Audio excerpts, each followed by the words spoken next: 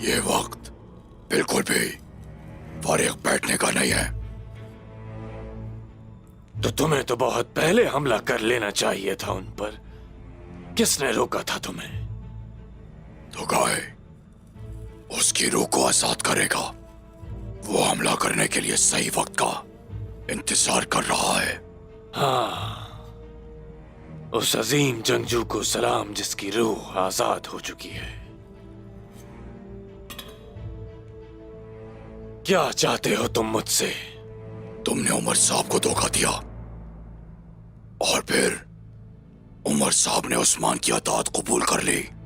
अगर तुम चाहते हो कि क्या तू तुम्हारे साथ नरमी से पेश आए तो उसके बदले तुम मुझे सिपाही दोगे निकोला।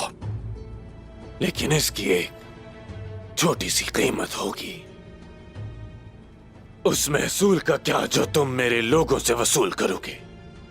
तुर्कों के खून से धुले हुए सिक्के और उनके रेवड़ क्या तू के लिए काफी होंगे? अब से तुर्क सिर्फ तुम्हें ही महसूल देंगे, समझे? मैं उन तुर्कों का जीना आराम कर दूंगा।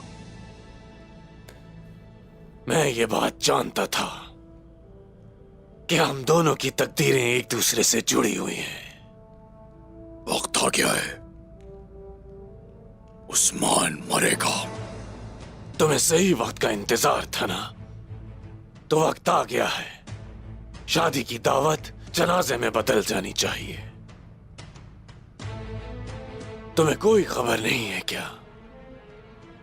उस्मान उमर साहब की बेटी से निकाह करने वाला है। और जानते हो क्यों? हम दोनों को खत्म करने के लिए वो अपने हलीफों की तादाद बढ़ा रहा है।